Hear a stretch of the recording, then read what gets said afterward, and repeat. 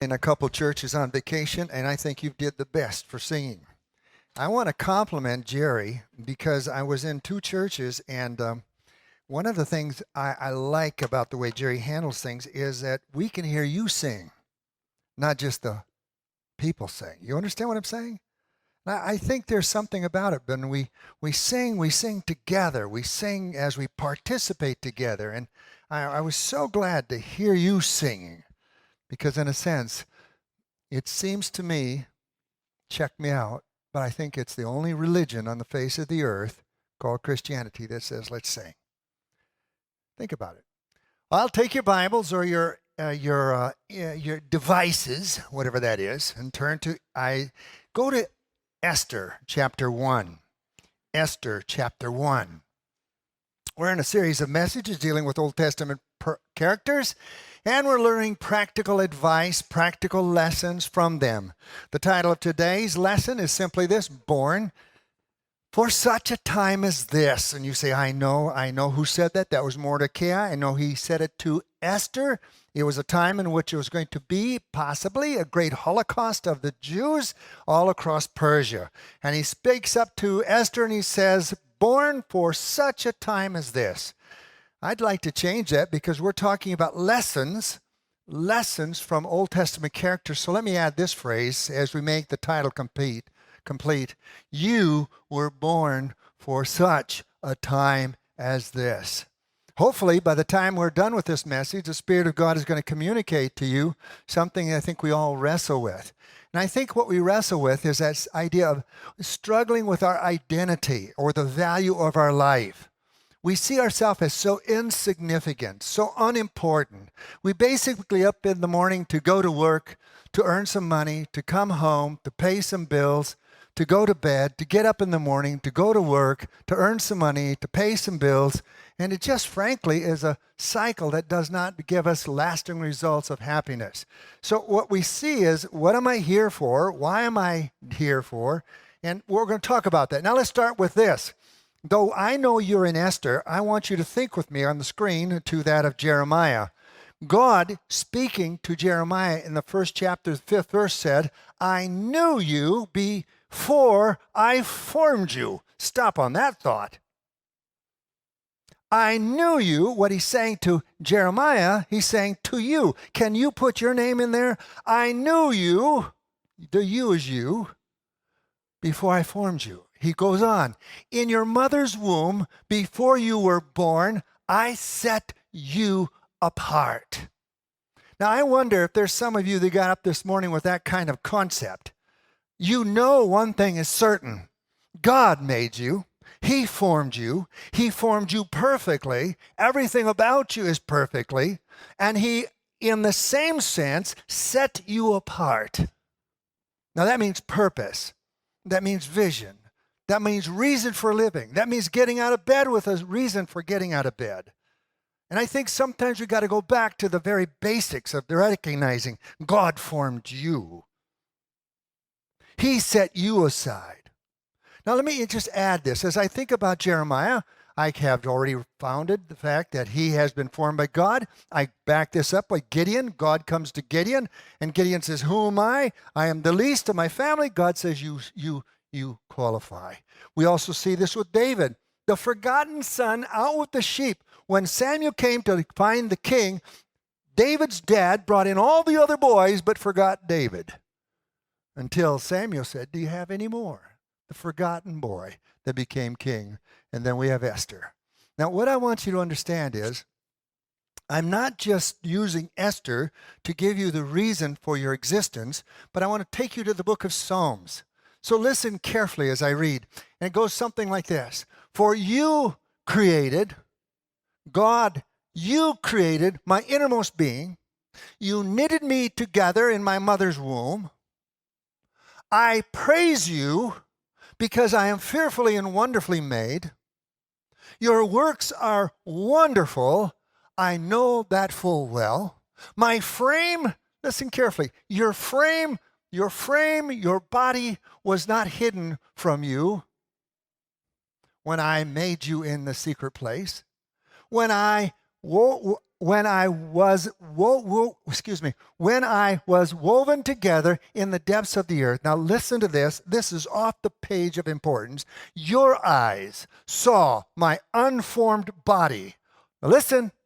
All the days ordained. Whose? Mine, yours, his, theirs, everybody. All days ordained for me were written in your book before one of them came to be. Now, I'm going to tell you something. If you believe in the authenticity of the Bible, and you believe in the authority of the Bible, and you believe that the Bible is true to the very nth degree, you're going to find yourself absolutely fascinated with that last part. All the days ordained for me were written in your book before one of them came about. That means before I was even formed, before I was even born, God had already prescribed, these are your ordained days. Think of that. He knows your start date. He knows your end date. You're not going to get started late, and you're not going to end early. And all that time, he's ordained every one of those days. Let me tell you something. If you grab a hold of that, because God's word is true, it has a different way of changing your perspective every day. I know some people that are really governed by the weather. They get up in the morning and they see it's raining, and now that means it's a gloomy doom day. But in reality, you don't have to worry about whether the sun is out or it's raining out. The point is, God has ordained you for that day. Now, let me tell you something else. If you want to just absolutely find yourself exhilarated, I take you over to the New Testament, and the New Testament says it in an even more powerful way. You can look at the context when you get time, but here's how it goes in Acts chapter 17, 26 through 27. From one man, he, God, made every nation of men. Boy, just think of that. Everything you hear, read is important. That they should inhabit the whole earth. And he, God, determined the times set for them. Your start time, your end time. All times. He determined the times set for them. And the exact place where they should live. You're kidding. I was ordained to be in Chilton. Did you know that? Like it or not, just look at that. Isn't that something? God did this so that men should seek him and perhaps reach out for him and find him, though he is not very far from each one of us. That is dynamite, like my dad would say.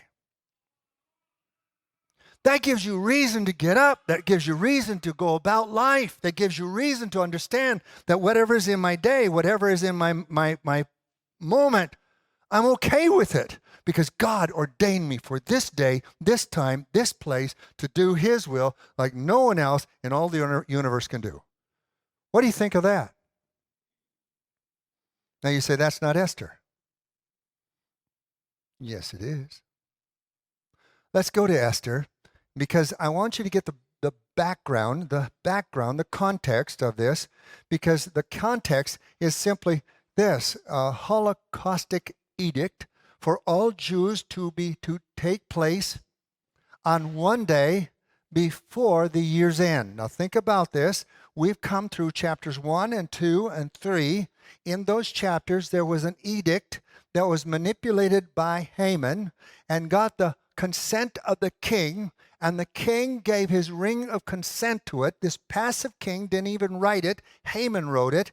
And when you find that the king's signet ring is on the edict, it means no appeals, no changes, no delays, just total annihilation of all Jews on a single day before the year's out.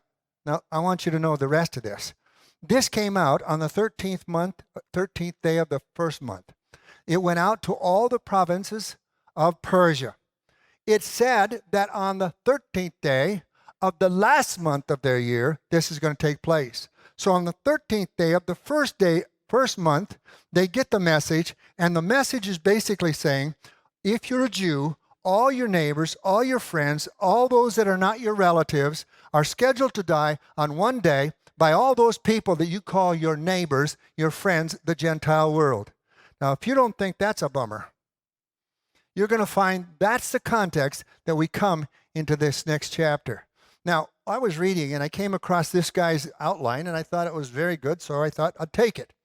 Now, chapter breaks down beautifully in three parts. One, it says there is in the first three verses mourning and weeping, but that's minimal in saying what really takes place, and we'll see it in a second. In verses 4 through 11, you see information and response. In verses 12 through 17, you see a pleading in prayer. So what I want you to do with me is just start with me in chapter 4, verse 1. And what we're going to see is this weeping and wailing and mourning. And, well, here it goes. Remember, in the context, when Mordecai learned of all that had been done, remember the edict? Now, I want you to understand he's writing in a picturestic way. I want your mind to make these pictures in your mind. Can you do that with me? Because when he learns of this, listen to the tearing of his clothes. Look at how he reaches down into the ash heap and puts ashes all over himself and on the sackcloth that he wears, and went out from there. Now, listen, this is just as true today in the Eastern cultures, the wailing loudly and bitterness. You see, the Bible wants you to see his response, hear his response. Verse 2, but he went only as far as the king's gate, because no one clothed in sackcloth was allowed to enter it. Verse 3, in every province, now listen, he's going to give you the broad sweeping idea here. In every province to which the edict was ordered of the king came, there was the same thing, mourning among the Jews, fasting and weeping and wailing, and many lay in sackcloth and ashes. Well, let me just tell you this. Do you ever use the phrase, life turns on a dime? Maybe if you have, you understand what I say. Because there's times you can get up in the morning and you can see the sun is shining, the birds are singing, and the breeze is cool, and everything's to be right. The friendships around you are there. Your children are okay. Your mate is okay. But before that day and almost before that hour can be out, life can turn on a dime. And everything you thought was fine is now far from it. In a sense, this is exactly what happened. Not only was the edict put together on the 13th day of the first month, but then these Pony Express type people, and I mean that, in just days got this all out to the 127 provinces. And in that moment, when this guy rode into town and they first reached for that piece of paper and that document, life changed immediately. Now, let me just say this in context. We're really wanting to learn from the Old Testament those characters, the lessons for today. And what you're learning right now is there are times in your life, and if you haven't had this, you will. All of a sudden, life turns. What you thought was, isn't. And what you wanted is gone. And all hope is dissipated. And all you can see is just nothing but cause you to weep and mourn. I've been in situations like that, have you? Now, why am I saying that?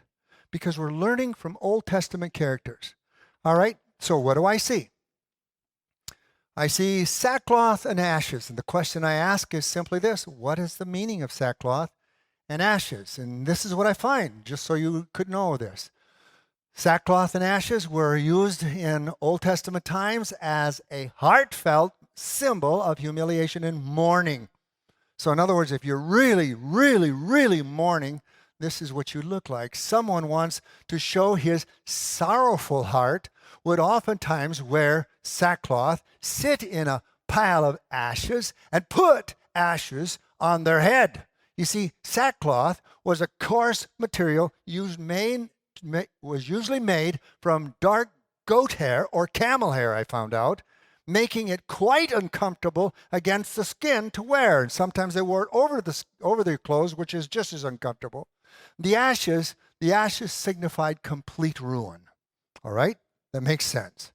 We got a group of people throughout this whole nation that have just found out, and it's just like the life turned on a dime, and they go and weep and mourn and sit in sackcloth and ashes. All right? Let's go to the next one.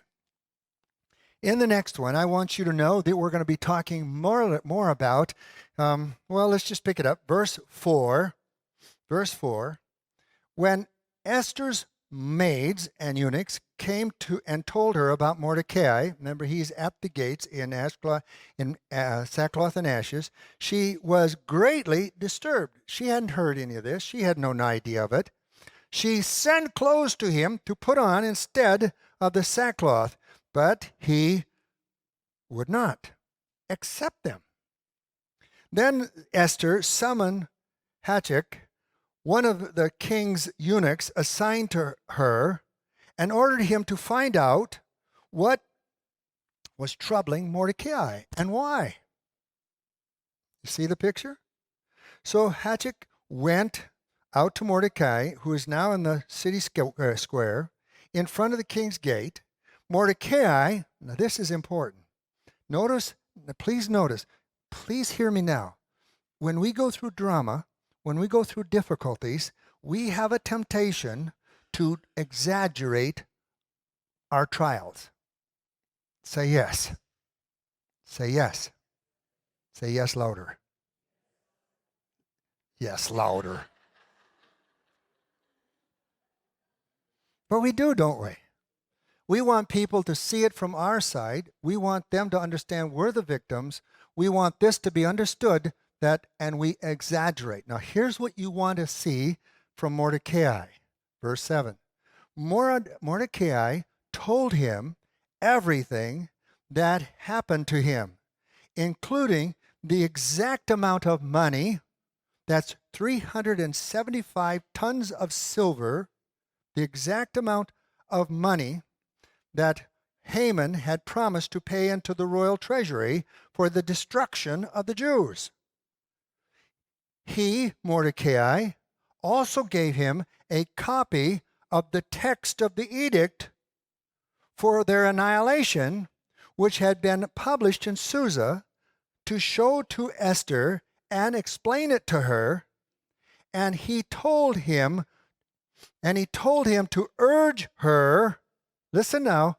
He told him, that's that eunuch, go urge her to go into the king's presence to beg for mercy and plead with him for her people. Can I pause a second? These three things are important. One, he comes and he tells them exactly what happens. What's true is that Haman's behind this. Haman is going to put money into the coffer. Haman has written this document, and to make certain that his cousin, Esther, understands this, we want you to understand, too, that my screen went out. There it is. There it is. There it goes. Oh, what a wonderful day it is. Ordained of God. I'm going to go on to the next screen. Okay, just hang on, okay? I'm going to hope it stays. But I want you to note that he says, here's it is specifically. Haman has put money in the coffer for the destruction and annihilation of the Jews. 2, please note, here is a copy of the text of the annihilation. 3, I want you to understand that you need to do something about this. I want you to go to the king, go into his presence, beg for mercy, and plead with him. Now stop a second. I'm pretty sure that Mordecai knew better. Now what I mean by that is, the Bible tells us the next few moments that wasn't possible. And beside anything that came from the king was an edict, could not be changed. But he's asking his cousin, Esther, to go before the king and do whatever could possibly be possible there. Okay? So, let's go on. Verse 9. Hathach went back and reported to Esther what Mordecai had said. Then she instructed him to say to Mordecai, now here's what Mordecai should have known if he didn't already.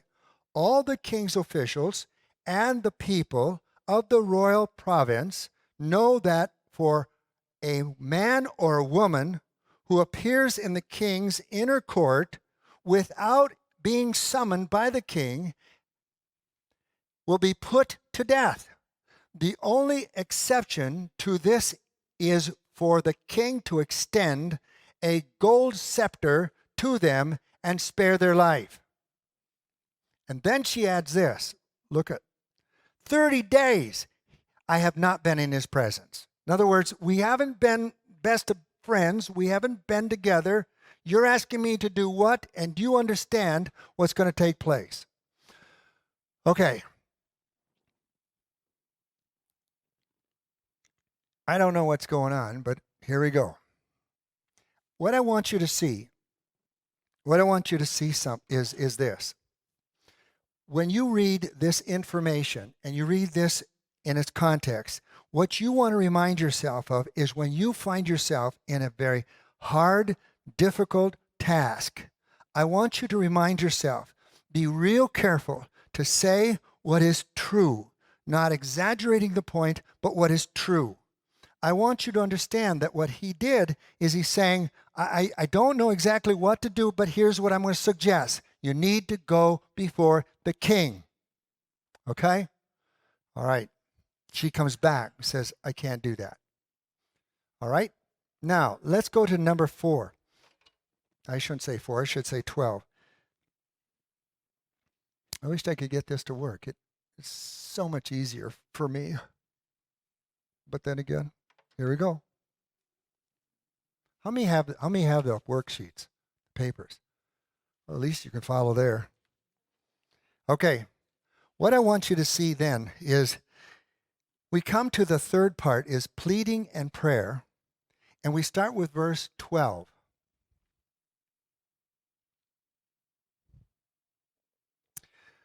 When Esther's words were reported to Mordecai, he sent back this answer. Now listen. Do not think. Remember, this is not a question. This is a statement. Do not think that because you are in the king's house, you alone of all the Jews will escape. Period. So he's saying something very carefully. Now listen. What I want us to recognize is in those difficult moments, truth has to be said, but it has to be said in a very loving, careful way, but it has to be said. And he's basically saying to Esther, I want you to understand, Esther. I want you to understand something.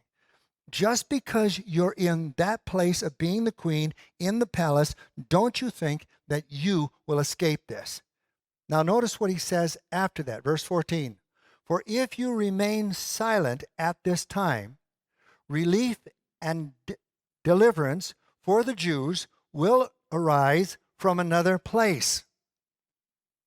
But you and your family will perish. First statement. Don't think that you're going to get out of this. This is something you've got to deal with. Second statement. Your silence may be silence that you will regret, because God has promised to watch over the Jewish community. And I'm going to tell you this, it is going to happen because God's promises are God's promises, that deliverance will come for the Jews, but it won't come from you. Got it? Let's go on. Now he puts it in the form of a question. And who knows but that you have come to royal position for such a time as this.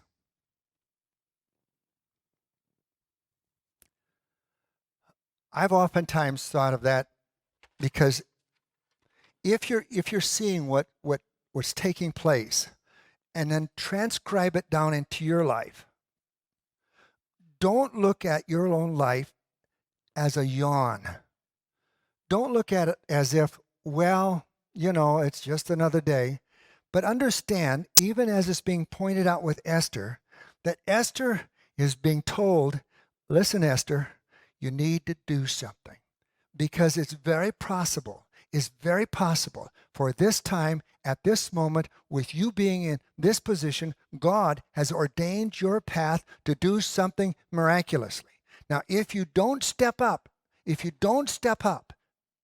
God's going to still do something miraculously despite you. But who knows? You might be here for this very simple reason. Now, here's the point that I'm working on.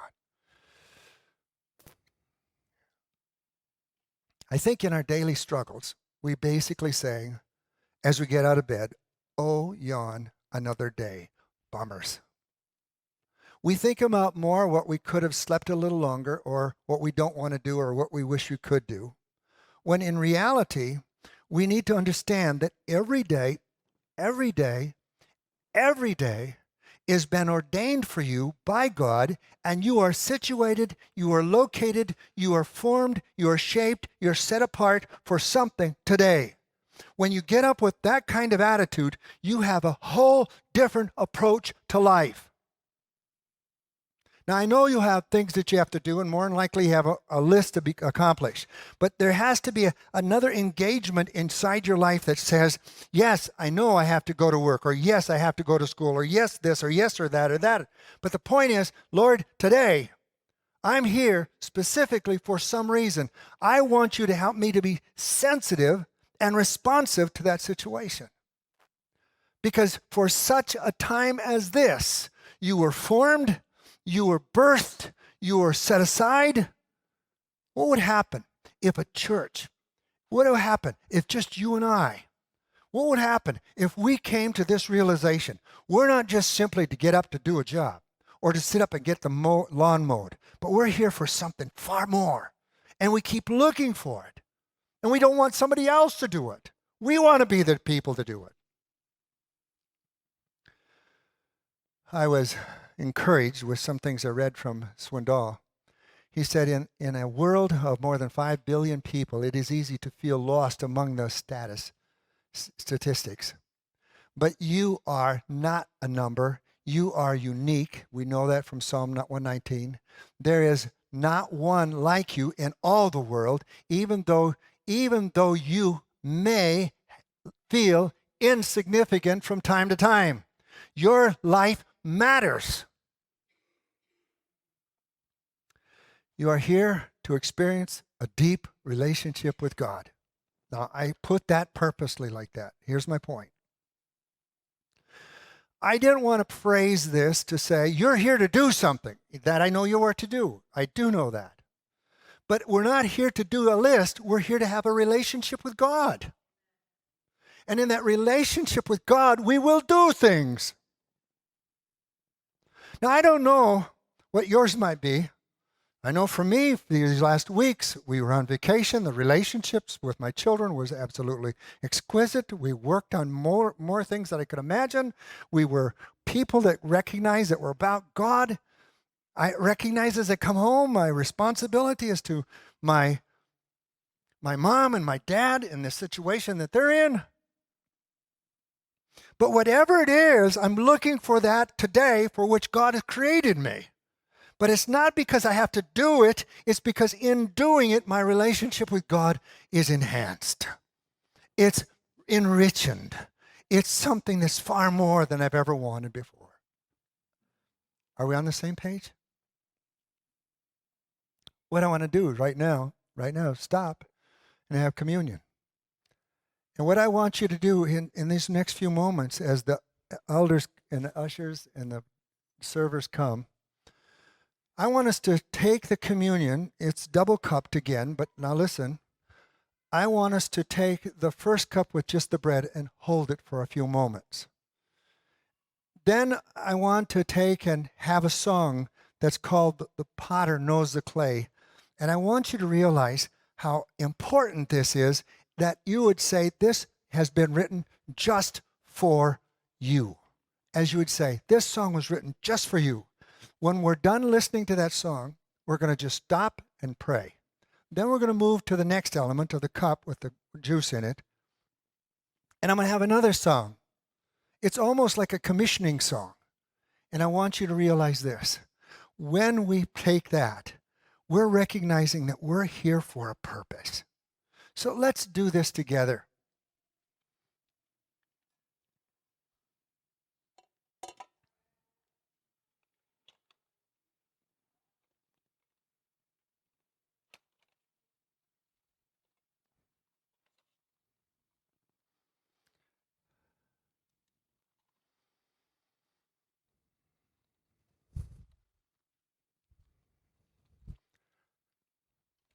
Okay. Jerry, go ahead.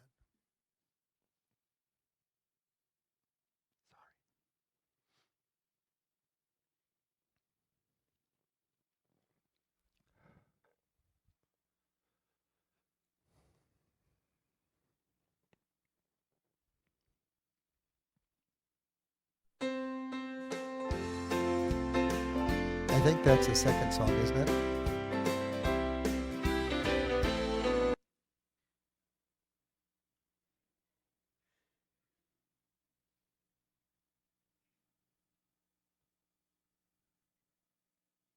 There it is.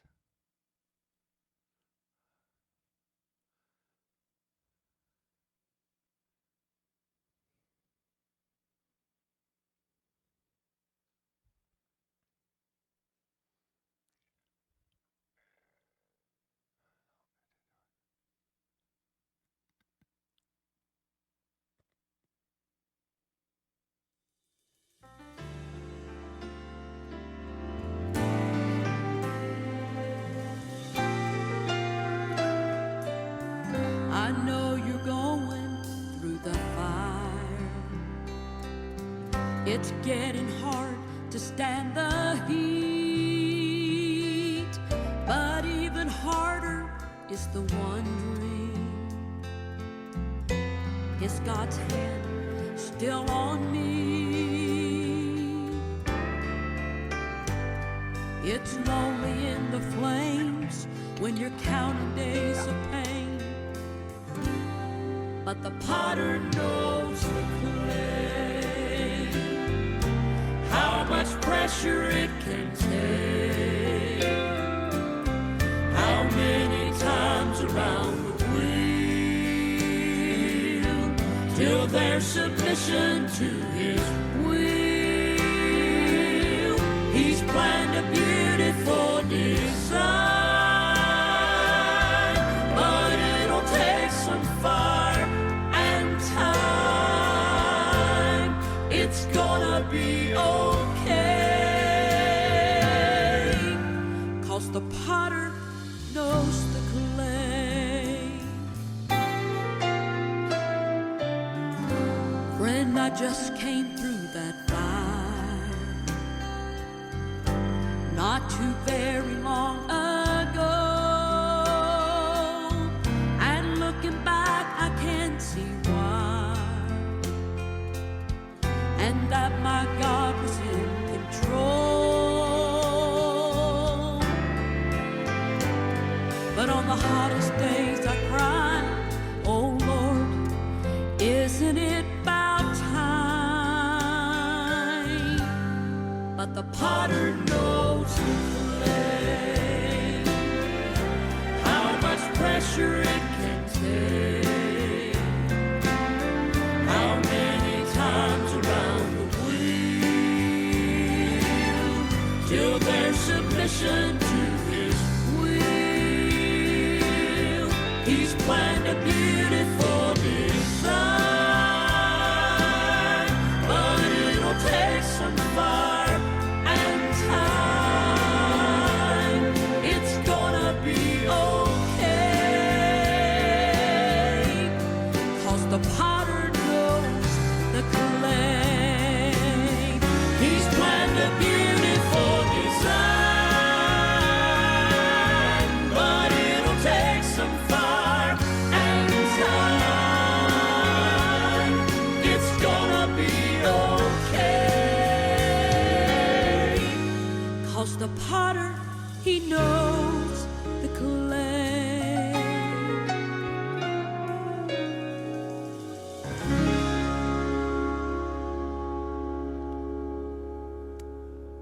I don't know how you respond to that, but I think, wow. Because there's sometimes I think you might say, like I do, I can't take one more thing. I can't have one more thing on my plate. And God said, really? I know. When you partake of the bread, remind yourself he does know. Remind yourself that he suffered to the fullest extent. Shall we take the bread together? Lord, I bow humbly before you and realize only this. You know us. You're the potter. We're the clay. You know what will transform us to be like your son Jesus. You know how much pressure you can put on us. And when it seems like we can't bear any more, I pray that we'll be reminded of your word, that you will never give us more than we can take. But in what we have, it is ordained for us that we might become more and more like Jesus through any and every circumstances, no matter how difficult they may be. But we want to be like Christ. So thank you for a body that represents having been tested in the fires of life far beyond we can imagine. Thank you that you know. And thank you that you're going to take us another step higher in relationship with you. Now hold the other cup in your hands as we have the next song about your story.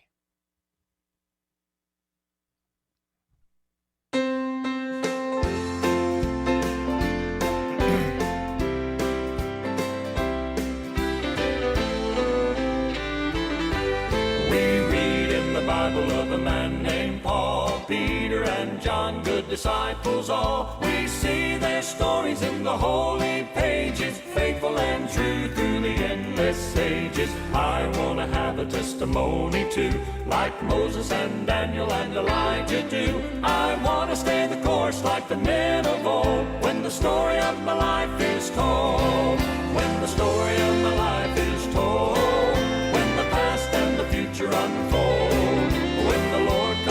And when the judgment comes, will he welcome me? Will I hear well done? When the story of my life is told, will it tell about a witness so bold? Will it say I kept the faith until my dying day? When the story of my life is told.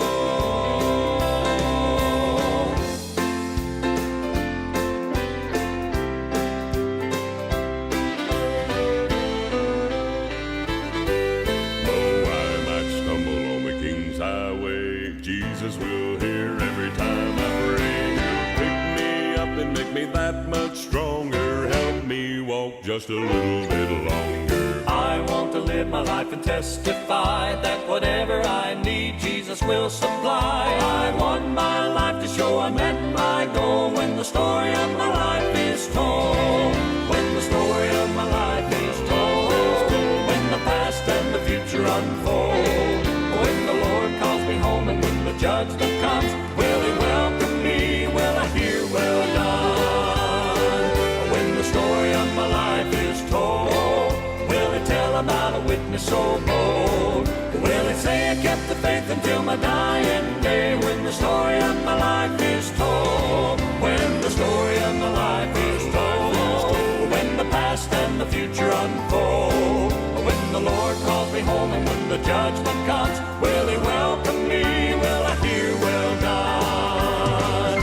When the story of my life is told, will it tell about a witness so bold? Will it say I kept the faith until my dying day? When the story of my life is told, when the story of my life is told, will it tell about a witness so bold? Will it say I kept the faith until my dying day? When the story of my life is told.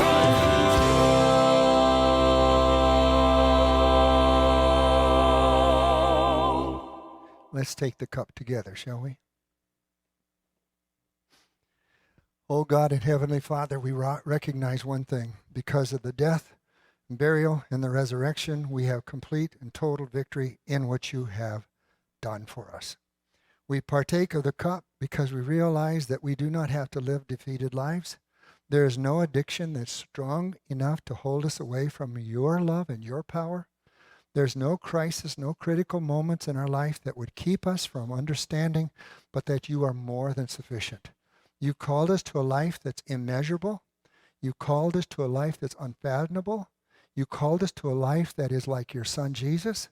And by the power of his death and burial and resurrection, we can claim that victory. So, Father, today, in these moments, I humbly bow to say thank you for what we've experienced here. In Jesus' name, amen. I was reading and I came across this. Who can possibly measure the unending shadow cast by individuals who stood tall in their lifetime? Just stop and read that again. Who can possibly measure the unending shadows cast by individuals who stood tall in their lifetime? Can you give me an example? Let me try. Artists, Da Vinci, Michelangelo, military leaders. You have Robert E. G. Lee and Eisenhower and MacArthur. You have statesmen like Washington and Lincoln, clergymen like John Wesley and Calvin. You have heroines like Joan of Arc, Florence Nightingale, Amelia Earhart, Corrie ten Boom. Now, what am I saying? You and I all know very well that there has been shadows they have cast that have gone down through the centuries. Have you ever realized how important you are? Let me show you. I was reading this from John Salisbury. In 1776, one vote gave America the English language over the German. In 1845, one vote brought Texas into the Union. In 1868, one vote saved President Andrew Johnson from impeachment. In 1876, gave Rutherford B. Hayes the presidency of the United States. In 1923, one vote gave Adolf Hitler control of the Nazi Party. I don't agree with this guy on everything because of his position in theology, but boy, I agree with this one. He says, I am only one, but I am one. I cannot do everything, but I can do something. And I will not let what I cannot do interfere with what I can do. But by grace, the grace of God, I will. I thought we can do better than that. Jesus, as it were, speaking through the Apostle Paul, writes this, I am only one, but I am one, and I can do all things through Christ who strengthens me. You remember this guy?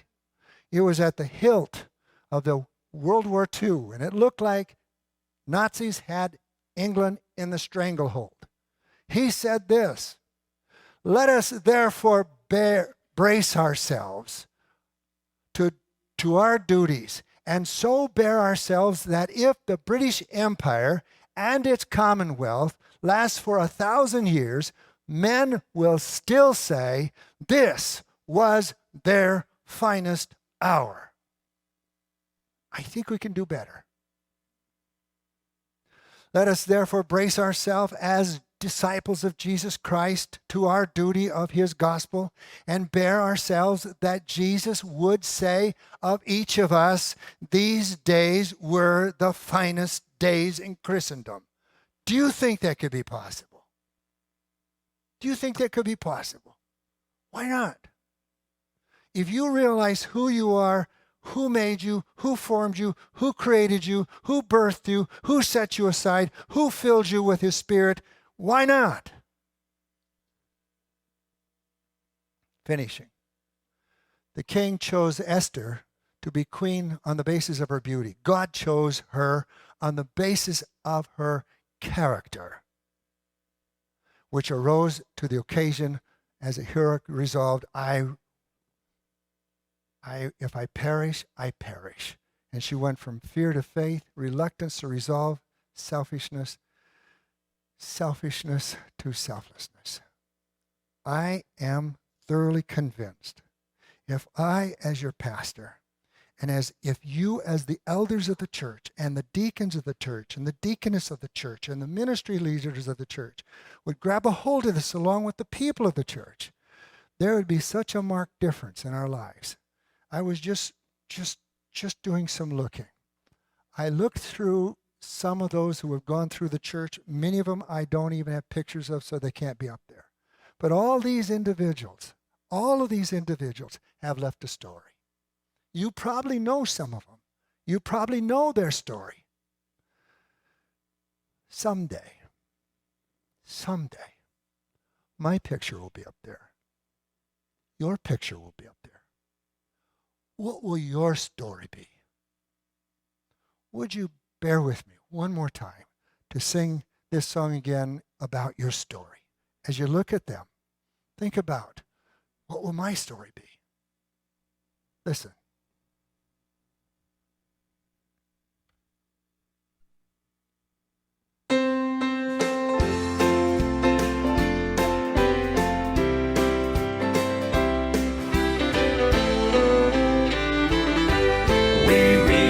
Bible of a man named Paul, Peter and John, good disciples all. We see their stories in the holy pages, faithful and true through the endless ages. I want to have a testimony too, like Moses and Daniel and Elijah do. I want to stay the course like the men of old, when the story of my life is told. When the story of my life is told, when the past and the future unfold.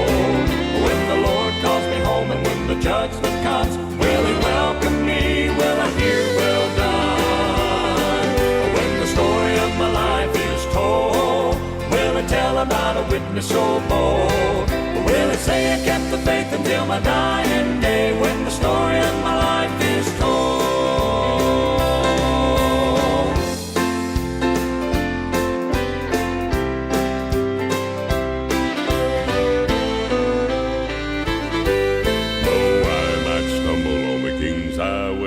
Jesus will hear every time I pray. He'll pick me up and make me that much stronger. Help me walk just a little bit longer. I want to live my life and testify that whatever I need, Jesus will supply. I want my life to show I met my goal when the story of my life is told. When the story of my life is told. When the past and the future unfold. When the Lord calls me home and when the judgment comes, will He welcome me? Will I hear, well done? When the story of my life is told, will it tell about a witness so bold? Will it say I kept the faith until my dying day? When the story of my life is told, when the story of my life is told, when the past and the future unfold. When the Lord calls me home and when the judgment comes, will He welcome me? Will I hear, well done? When the story of my life is told, will it tell about a witness so bold? Will it say I kept the faith until my dying day? When the story of my life is told, when the story of my life is told, will it tell about a witness so bold? Will it say I kept the faith until my dying day? When the story of my life is told.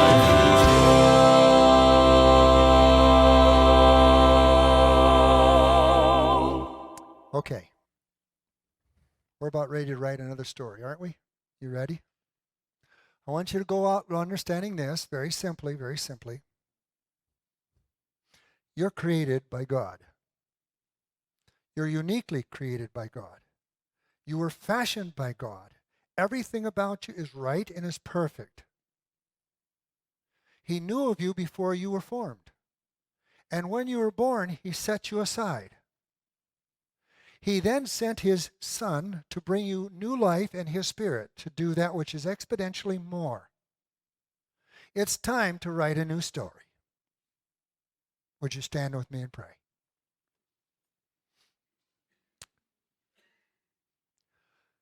I am pleased, dear Father, to bear your message. I am pleased to be able to document it in your word. I am thankful that your word is not only authentic, but it is authoritative. I pray that as we learn these lessons from the age-old Testament characters, we will find that these stories that are now going to be written are going to be written with new zeal and new energy because of your Spirit inside of us. I will pray this, that many people will come into the kingdom because of this day. I'm going to pray that lives will be transformed from just a careless living to purity. I'm going to pray, dear God, that individuals that were once afraid will have boldness. I'm going to pray, dear God, that when we stand before you, we will hear from you something to the effect, this was the best day of Christendom because you worked within us. Do your work, Father, in a way that is beyond our imagination. In Jesus' name, amen. Go write a new story. God bless you.